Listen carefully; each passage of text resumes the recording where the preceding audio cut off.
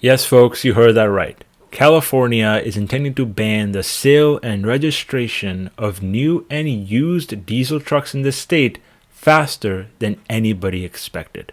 In 2020, the state announced its intent to ban the sale of engines that were manufactured before 2010, but now the EPA from the federal agencies is potentially going to sign a waiver for the state to allow them to accelerate their phasing out of diesel trucks by 2030.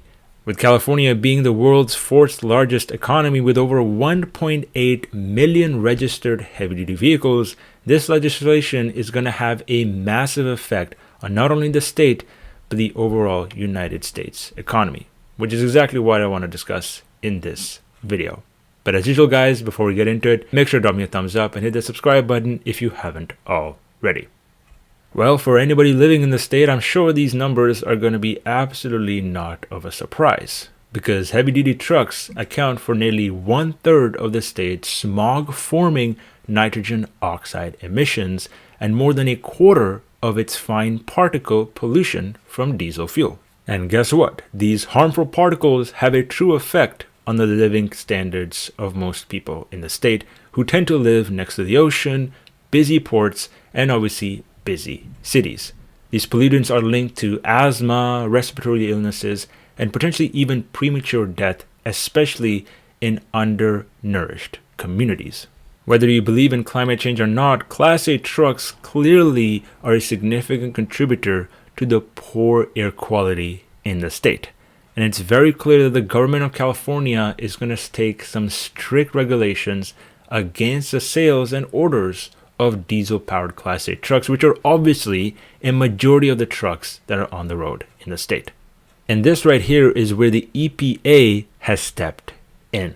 The EPA is basically now allowing California to enforce policies that include stricter pollution limits for heavy-duty vehicles, such as delivery vans, garbage trucks, and 18-wheelers. And instead of this being applied in 2027, this will now start in model year 2024, 3 years ahead of time. This means that by 2024, you will need to make sure that your diesel truck is within the standards that the state sets for particulate and NOx emissions. And how exactly will the state enforce these laws?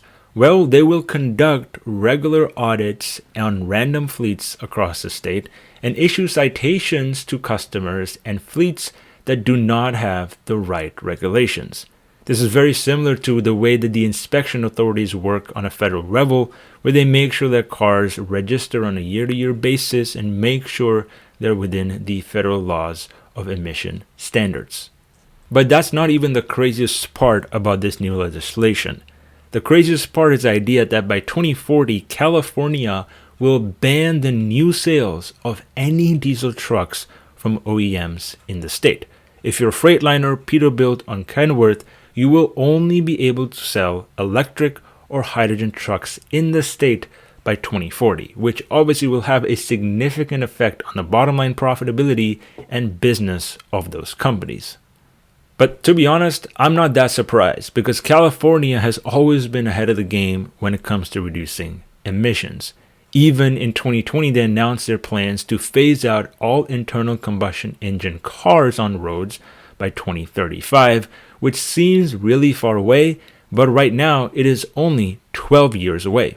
And as we all know, the automotive industry works very slow, which means it's going to take a lot of time and a lot of effort for most consumers to switch over to electric vehicles. And this brings up a really important question. Why does California lead the EV revolution? I can confirm that it is not to do with it being more beneficial to own an EV in the state.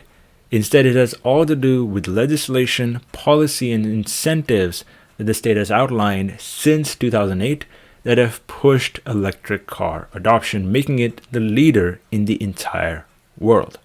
Now, I know the big question on everybody's mind, which is how the hell are small businesses that typically run less than 10 fleets and account for more than 95% of all the fleets in the country gonna adapt to a regulation that requires them to ditch their diesel truck? Obviously, if you're running a small fleet of less than 10, it's more profitable and less expensive for you to run a diesel truck that might be a lot older. As we know, diesel powertrains can last for more than 1,000,000 miles, and if you're driving intraday for day cab or drayage routes, you're not going to hit more than 200 to 300 miles in a single day.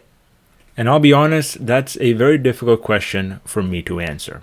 At the end of the day, it's a dilemma of protecting the environment, making sure that the future for our future generations is better off, or protecting businesses today.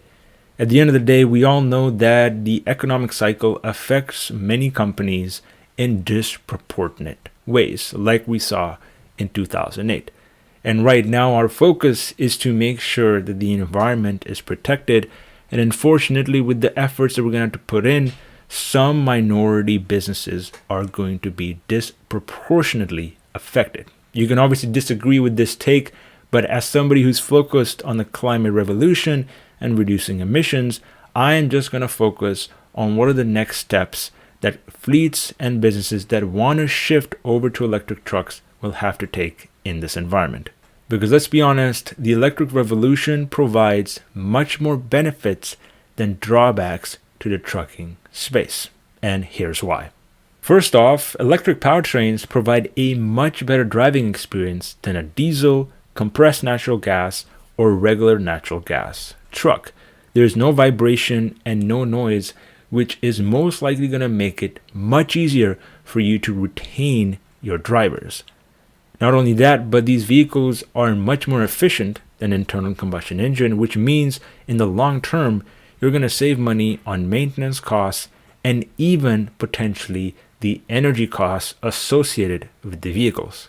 And in an industry where drivers spend the majority of their time in their vehicles, which is essentially their office space, this value proposition is huge. Compared to a diesel truck, the experience of an electric powertrain is going to be completely unmatched, even if in some cases you account for the manufacturing related emissions.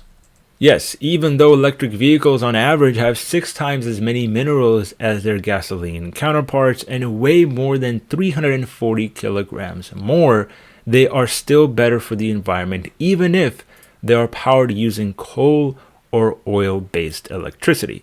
This debate has clearly already been settled, and this is also going to translate at a bigger scale to the electric trucking space.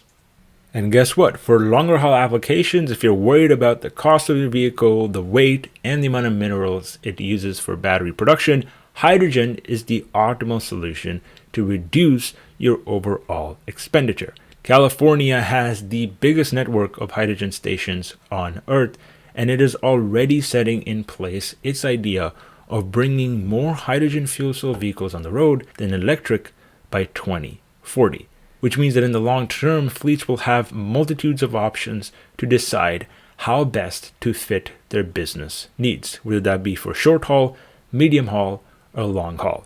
The availability of products is not going to be an issue. Even though the Class 8 industry is currently dominated by a few set of OEMs like Kenworth, Daimler, and Peterbilt, there are still new OEMs and startups that are coming in the market that are clearly making a massive dent in the electrification space. And California's HVIP voucher shows us exactly how.